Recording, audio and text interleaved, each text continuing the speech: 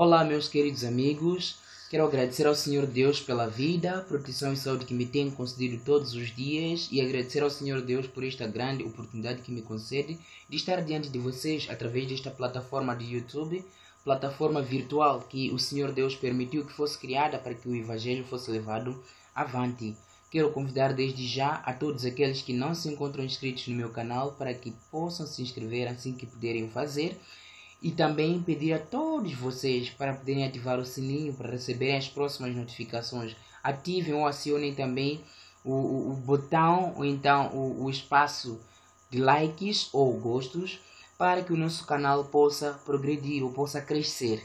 Eu conto com vocês porque para que este canal possa progredir ou possa continuar, conta mesmo com a vossa participação, desde a subscrição ou inscrição no canal, desde a ativação do sininho, tanto como os vossos gostos ou desgostos, né? Poderia assim dizer, os dislikes. Pois bem, meus queridos amigos, nós vamos estudar em pouco tempo a respeito dos sinais do fim. Muitas vezes nós temos ouvido falar acerca do fim. Muita gente diz que nós vivemos no tempo do fim. Então, quais são os sinais que precedem este fim? E quando se fala de fim, de que fim se refere? Afinal de contas, a palavra de Deus, ou quando falamos acerca dos sinais do fim, estamos aqui a falar dos sinais do fim do tempo, então dos sinais que precedem a segunda vinda de Jesus Cristo.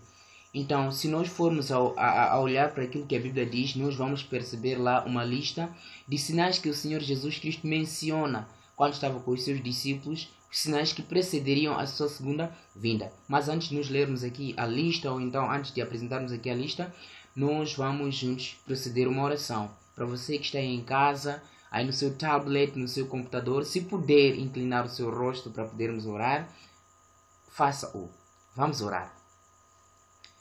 Querido Deus que habita nos altos céus, maravilhoso Pai e bondoso Deus, agradecemos a Ti por esta grande oportunidade que o Senhor nos concede de estarmos conectados através desta plataforma virtual. Queremos te pedir para que o Senhor possa abençoar a todos os fazedores a todos aqueles que tiveram esta iniciativa de criarem estas plataformas virtuais e pedir a Ti para que possa derramar a sua bênção especial para que nós possamos compreender a sua palavra. Maravilhoso Deus, esteja conosco ao estudarmos a respeito dos sinais do fim, aqueles sinais que precedem a sua segunda vinda. Por favor, Senhor Deus, esteja conosco até ao fim, em nome de Jesus. Amém. Então, queridos amigos, o livro de Mateus, o livro de Marcos, tanto como o livro de Lucas, existem mais outros livros na Bíblia que falam a respeito dos sinais do fim. Mas nós vamos nos cingir de forma tão particularizada no livro de Mateus, capítulo 24. O livro de Marcos, capítulo 13 e o livro de Lucas, capítulo 21, apresentam também os sinais do fim, apresentam ali os detalhes daquilo que vai acontecer muito antes da vinda do Senhor Jesus Cristo. Mas o livro de Mateus, capítulo 24, é o livro que nós vamos ler. Afinal de contas, aqui nós encontramos os detalhes dos sinais do fim. Se formos a ler o livro de Mateus, capítulo 24, no verso 1, a Bíblia, a palavra de Deus, diz o seguinte: E quando Jesus ia saindo do templo, aproximaram-se dele os seus discípulos, para lhe mostrarem a estrutura do templo. Jesus, porém, lhes disse: Não vedes tudo isto? Em verdade vos digo, que não ficará aqui pedra sobre pedra que não seja derrubada. E estando assentado no Monte das Oliveiras, chegaram-se a ele os seus discípulos, em particular, dizendo: Dize-nos, quando serão estas coisas, ou essas coisas, e que sinal haverá da tua vinda e do fim do mundo? E Jesus, respondendo, disse-lhes: Acautelai-vos que ninguém vos engane, porque muitos virão em meu nome, dizendo: Eu sou o Cristo, e enganarão a muitos. E no verso 6, E ouvireis de guerras e rumores de guerras. Olhai, não vos assusteis, porque é mister que isso tudo aconteça, mas ainda não é o fim. Porquanto se levantará nação contra nação, e reino contra reino, e haverá fomes e pestes e terremotos em vários lugares. No verso 8, mas todas estas coisas são o princípio de dores. Queridos amigos, se nós formos a continuar com o texto, a palavra de Deus diz, já a partir do verso 11, o seguinte: E surgirão muitos falsos profetas e enganarão a muitos. E por se multiplicar a iniquidade, o amor de muitos se esfriará. Mas aquele que perseverar até o fim, esse será salvo. E o verso 14 apresenta o seguinte sinal: e este evangelho do reino será pregado em todo o mundo, em testemunho a todas as nações, e então virá o fim. Queridos amigos, nós lemos aqui os textos do livro de Mateus, que falam a respeito dos sinais que precederiam a segunda vinda do nosso maravilhoso Mestre e bondoso Pai, Jesus Cristo. Se prestarmos atenção, ou então se prestarmos atenção à leitura que estava aqui a ser feita, perceberemos nós que os sinais que precedem a segunda vinda de Jesus Cristo, eles se dividem em alguns grupos. Nós temos, de acordo com os grupos repartidos, sinais no mundo geológico, não é? Os sinais que precedem a vinda de Jesus Cristo, eles são prescritos também no mundo geológico. Nós temos sinais no mundo dos astros. Nós temos também sinais que precedem a vinda de Jesus Cristo no mundo religioso. Os sinais de Jesus Cristo também são encontrados no mundo econômico. Os sinais que precedem a vinda de Jesus Cristo também são encontrados no mundo social. Poderíamos assim, de certa forma, falar também do mundo político, mas a política toda está envolvida na questão econômica, porque afinal de contas os políticos, quando usam as suas políticas, o objetivo principal é de arrecadar algum fundo. Pois bem, queridos amigos, de acordo com a leitura feita aqui, a Bíblia diz que enquanto iam saindo do templo, aproximaram-se de Jesus Cristo e seus discípulos para lhe apresentar a estrutura do templo. Os discípulos estavam preocupados em apresentar a beleza que o templo possuía, a beleza do templo que estava em Jerusalém, aquele templo que Salomão havia construído. E Jesus Cristo havia advertido aos seus discípulos, no verso 15 do mesmo livro, Mateus capítulo 24, que quando ouvisse, ou então, a Bíblia diz, se ouvirdes que a abominação da desolação está no lugar santo, da qual falou o profeta Daniel neste caso, quem lê, entenda. O Senhor Jesus Cristo advertiu aos discípulos, e os discípulos já estavam avisados do que poderia vir a acontecer. Mas prestem atenção, queridos irmãos. Do mesmo jeito que o Senhor Jesus Cristo fez com os seus discípulos, também Ele o faz para nós. Como é que nós podemos entender isso?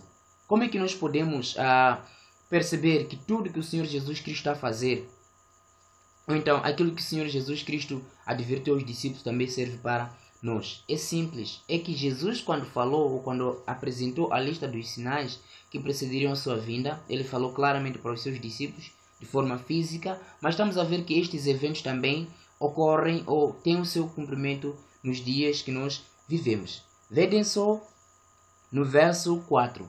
A primeira coisa que o Senhor Jesus Cristo pede aos seus discípulos é cautela. Por que cautela? Porque Ele sabia de facto que quando que os discípulos poderiam estar atrapalhados de certa forma. Mas Jesus Cristo pediu a cautela, calma, prudência, prestar atenção. É o que Jesus Cristo pediu numa primeira fase. Por que Ele pediu a cautela? Porque muitos viriam em nome de Cristo, dizendo que são Cristo, mas não o são.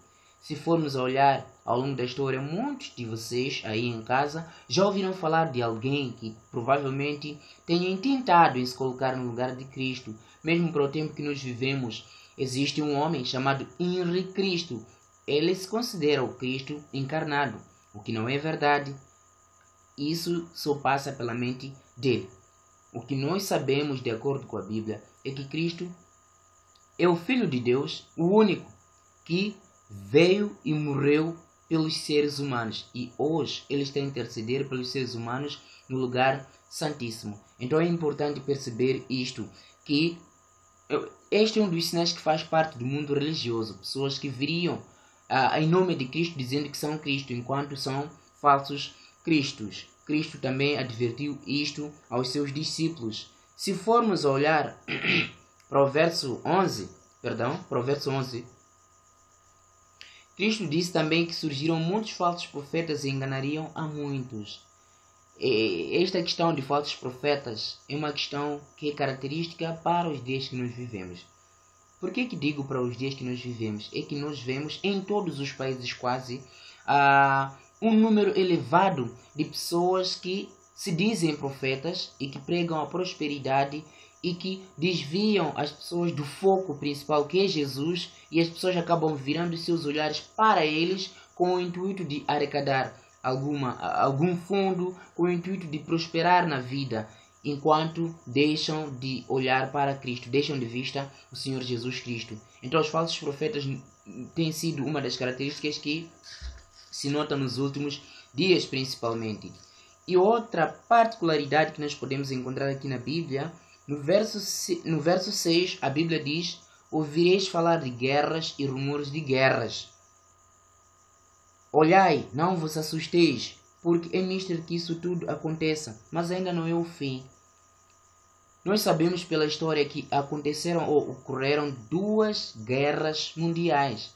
A Primeira Guerra Mundial, que foi de 1914 até 1918. A Segunda Guerra Mundial, que foi de 1939 a 1945. Se a memória não me engazupa.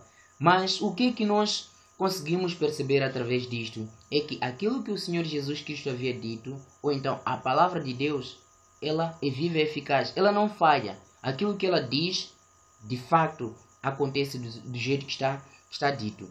E mesmo para os dias atuais nós temos ouvido vários rumores de guerras em quase todos os países. Aliás, na maior parte de países, se não alguns países. Por exemplo, como é o nosso caso cá em Moçambique, há uma guerrilha que está a acontecer em Cabo Delgado. Há um conflito que está a acontecer em Cabo Delgado, onde alguns terroristas, por causa da mina de gás que se achou lá, não é? Por causa de gás que se achou em Cabo Delgado, queria dizer em Cabo Delgado, por causa do gás, por causa das areias pesadas que estão lá, por causa do petróleo principalmente, há conflitos em Cabo Delgado e as pessoas estão a viver com trouxas nas suas cabeças, não há paz nos locais da sua habitação por causa desses terroristas. As pessoas vivem de um lado para o outro a fugir às guerrilhas. Para cá, na zona centro, na zona onde eu habito, principalmente para as zonas de Gorongosa, não é? Zonas de Gorongosa, um pouco de Gondola e alguns outros sítios têm sido atacados por agentes de um partido de oposição, não é?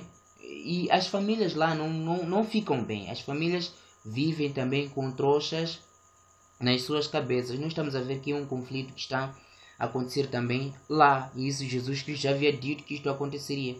Mas uma das coisas que o Senhor Jesus Cristo nos adverte aqui é que nós não precisamos de ter medo.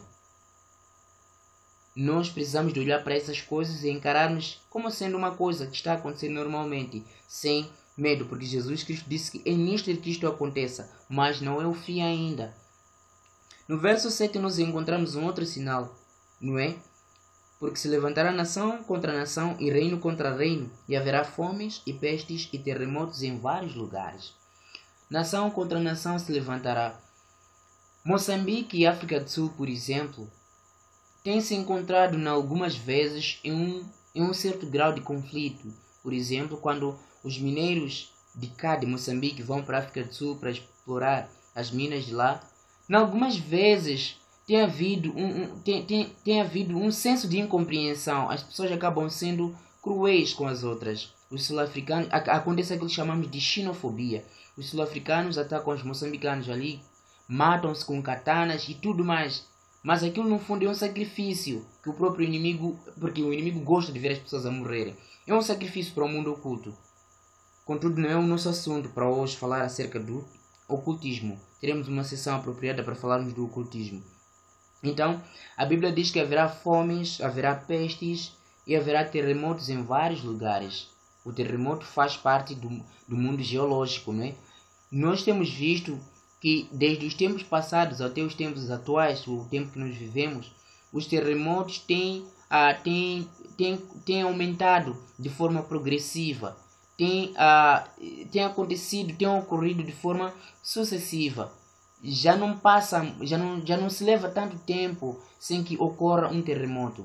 De forma sucessiva ou seguida, têm ocorrido os terremotos. Isto já está acontecendo de forma normal e de forma natural. além do terremoto, existem mais outros eventos naturais que o inimigo de Deus, Satanás, tem criado ou tem causado para que as pessoas olhem mal para Deus, para que as pessoas acusem a Deus como sendo o promotor desses eventos, uma vez que é o próprio Satanás que está a promover esses eventos com o objetivo. E nós falaremos deste objetivo num dos próximos estudos, não é? Qual é o objetivo de Satanás ao criar esses eventos climatéricos? O que é que ele quer com isto? Nós falaremos num dos próximos estudos. A Bíblia aqui fala de fomes. Existem países hoje em que a fome está a dizimar vidas. Países que estão em guerra muitas vezes têm sido caracterizados pela fome. Porque onde há guerra não há produção, porque as pessoas fogem, entram nas matas, as pessoas não ficam em sossego. Então as pessoas acabam deixando as suas machambas, as pessoas acabam ficando em apuros e acabam não tendo tempo, não tendo aquela vontade de ir à machamba, ou então de ir ao campo de cultivo, como se diz no português padrão, não é? O português europeu. Machamba é português moçambicano. Então as pessoas acabam não tendo esse espaço, esta liberdade de ir ao campo de cultivo ou à machamba para produzirem as suas hortaliças, as suas culturas. Por causa do quê? Por causa da guerra. E isso tem sido característico também cá em Moçambique, isso nós temos notado. Há sítios, há zonas onde as pessoas morrem à fome. Para o caso de Irão, Iraque, são países em que existem algumas regiões também que pessoas morrem à fome. Na Índia, por exemplo, na Índia há um grau tão enorme de desequilíbrio econômico ou em termos de divisão das riquezas. Uns são muito ricos e outros são muito pobres. Então há um desequilíbrio e algumas pessoas que são mais pobres acabam morrendo pela fome, porque não têm como se sustentar ou como se alimentar. Então isto nós temos visto acontecer. São casos evidentes, não é, de que existe fome no mundo. Mas esta fome no mundo é causada pelos homens egoístas, homens amantes dos prazeres, amantes do dinheiro, amantes dos deleites da terra. Eles amam mais o dinheiro que os seres humanos. E Cristo também falou acerca das pestes. Queridos amigos, falar das pestes não é um tema novo. Se formos olhar para o tempo que nós vivemos, desde o ano 2019 até o ano 2021, que é este que nós nos encontramos, graças a Deus, não foi pela esperteza, mas sim pela graça de Deus, o mundo está sendo assolado por uma pandemia muito terrível e catastrófica, que está a dizimar muitas vidas. Então, nós estamos a ver que este é um dos sinais, ou então é um dos cumprimentos de um dos sinais que Jesus Cristo havia predito na sua palavra. A pandemia do coronavírus é uma peste.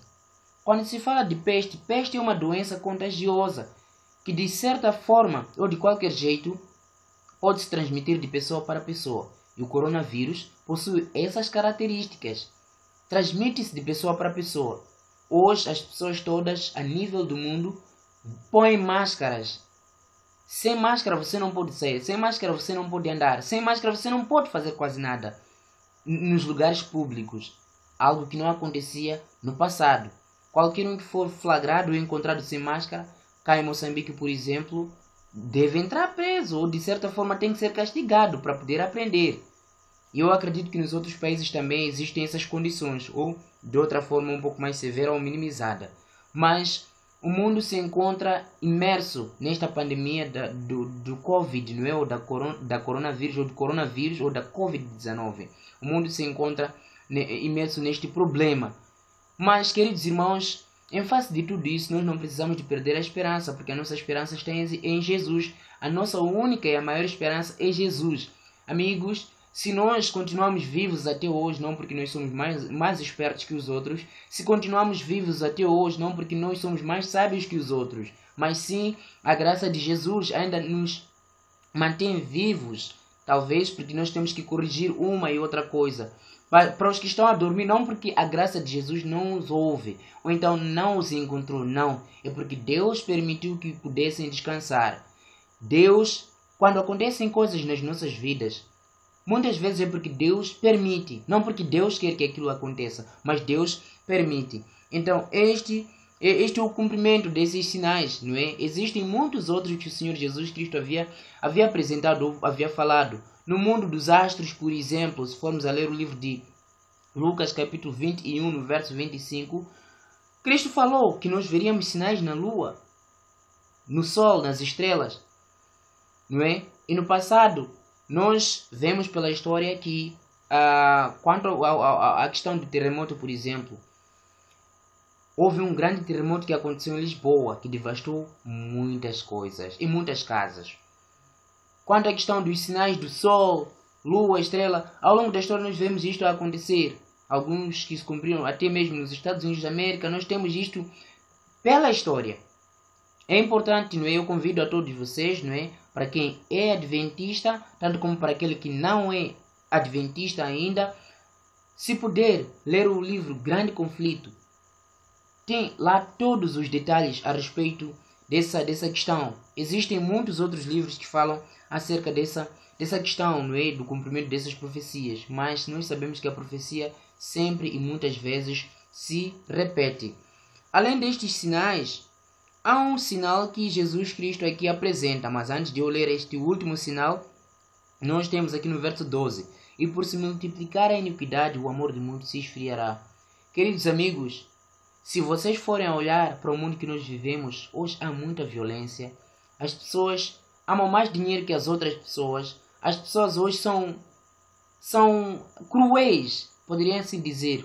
Estupram crianças inocentes, matam idosos, matam os seus pais, matam os seus filhos, sacrificam os filhos aos demônios para poderem prosperar. Cá na África isto é muito característico e é normal para muita gente, não é? Sacrificam os seus filhos para os demônios. Isto mostra que a pessoa não tem amor. Isso é falta de amor, porque se tivesse, não faria tal coisa.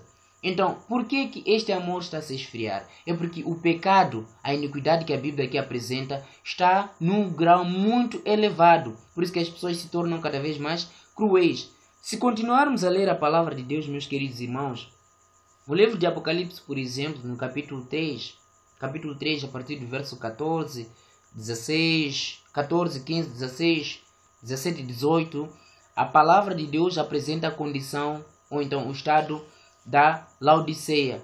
Laodiceia encontrava-se num estado de mornidão. Não era quente, não era frio.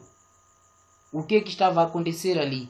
Havia falta de amor, havia falta de fé. As pessoas não tinham colírio. Por isso que no verso 18, o Senhor Jesus Cristo, a partir do verso 16 para o 18, Jesus aconselha as pessoas a poderem comprar ouro provado no fogo. Ouro representa amor e fé. As vestes brancas que representam a justiça de Cristo. Nós temos que ser banhados no sangue de Jesus Cristo. E o colírio representa a prudência, o poder de discernimento, discernir o bem e o mal, escolher simplesmente o bem. Então, por se multiplicar a iniquidade ou o pecado, o amor se esfriou. Nós nos encontramos, ou então vivemos no último estágio. Vivemos no momento da igreja, ou então da Laodiceia, onde o amor está muito baixo. Por isso que Cristo aconselha-nos a comprarmos o amor. Isto é, comprarmos ouro, que representa amor e fé.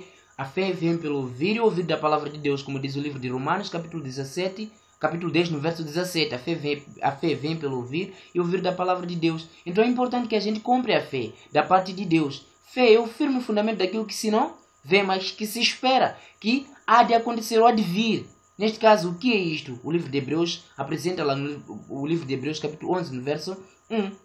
Então é importante que nós possamos ter fé, crermos no impossível, crermos que as promessas que o Senhor Jesus Cristo fez para nós, elas vão se concretizar, elas vão se realizar, porque o nosso Deus é maravilhoso. O nosso Deus é aquele que quando ele se compromete, ou quando ele promete, ele cumpre com as suas promessas. Então é importante que nós possamos saber disto, que o Senhor Deus vai cumprir com a sua promessa. Deus quer que a gente tenha fé. Tenha uma fé prática. Eu aprendi um conceito muito importante de fé. Fé é nós nos submetermos à vontade de Deus. Dizer claramente: o Senhor Deus, eu estou a ver que isto vai acontecer desta forma, mas que a sua vontade seja realizada. Então fé é nos submetermos à vontade de Deus. Assim como fizeram aqueles 3 jovens lá antes de serem lançados na fornalha. Eles disseram: nós não vamos adorar a estátua. Por mais que ou queira Deus nos ajude ou não, nós não vamos nos inclinar diante da estátua. eles decidiram se entregar por amor a Deus, por amor às orientações daquilo que o Senhor Deus já havia dado. Eles possuíam uma fé viva e prática.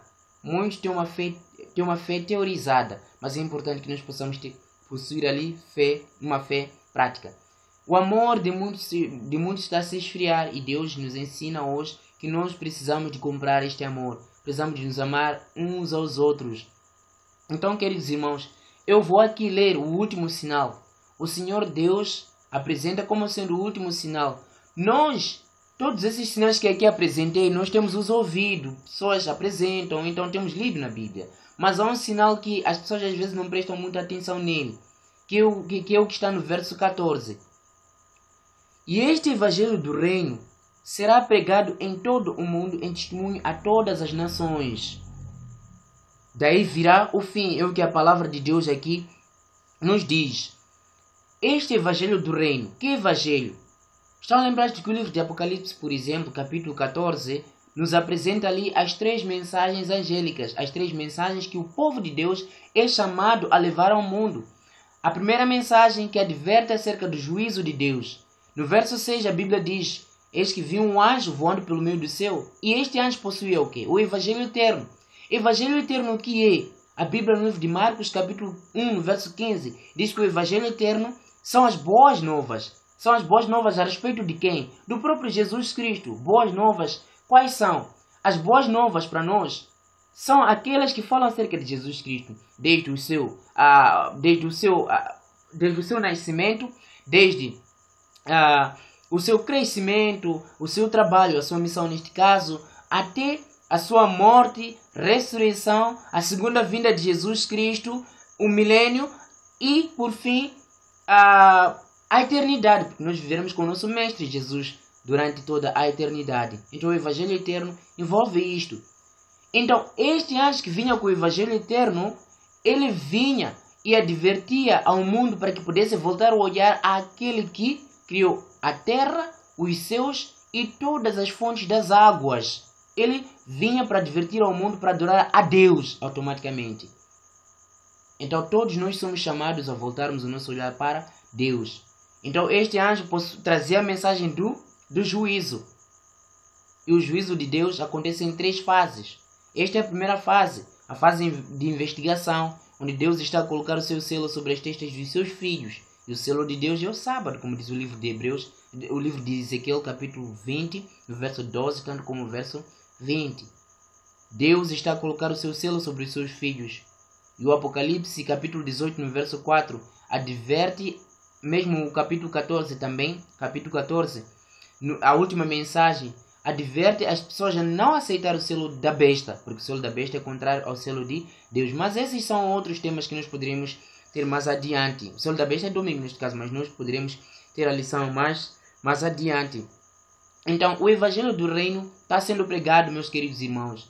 Alguns podem estar a pensar que haverá um tempo em que a situação que nós nos encontramos estará amainada ou então estará amenizada para que nós possamos ter espaço de irmos pregar o Evangelho ao mundo. Não. O tempo apropriado para pregar o Evangelho é este. Vedem só que estamos todos confinados, mas Cristo criou condições de nós podermos nos encontrar através destas plataformas. Amigos, não fiquem a dormir. Queridos amigos, levem esta mensagem e passem para os outros irmãos. O livro de Jeremias, capítulo 8, no verso 20, diz: passou a cega e nós não estamos salvos. Esta é uma mensagem de quem sabia que deveria estar a cegar. Esta parte eu envio principalmente para o Adventista do 7º dia. Precisa de ter cuidado de esperar um tempo determinado para depois levar a mensagem para os outros. Este é o próprio tempo de poder levar esta mensagem ao mundo. Este é o tempo de acordar do sono para levar esta mensagem ao mundo. Então eu convido a todos vocês para que possam se colocar diante de Deus e pedir a consagração da parte de Deus para levar este Evangelho do Reino ao mundo. Acordem do sono, meus queridos amigos, como diz o apóstolo Paulo. Este é o momento de acordar do sono. Vamos levantar o estandarte e levar a mensagem de Deus para o mundo. Cristo está a voltar. Esses são os sinais que antecedem a sua vinda. Amigos, preste atenção na internet. Preste atenção em todas as outras mídias. Deus está a pregar. Deus está a mandar e a enviar a mensagem para todo o mundo. Então é muito importante que todos nós possamos prestar atenção para aquilo que está a acontecer. Não somente prestar atenção, mas nos prepararmos para podermos receber o nosso maravilhoso Mestre. Nós vamos na próxima lição falar acerca do segundo advento de Jesus Cristo. Aqui hoje aprendemos acerca dos sinais que precedem a sua vinda. Nós numa próxima lição também vamos aprender acerca da segunda vinda do próprio Jesus Cristo. Como é que vai ser? Contudo, hoje nós vamos parar por aqui.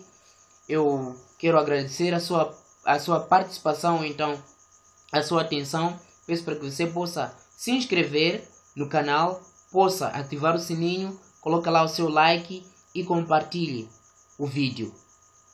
Vamos orar. Obrigado, Senhor Jesus Cristo, por esta mensagem nobre que o Senhor nos deu.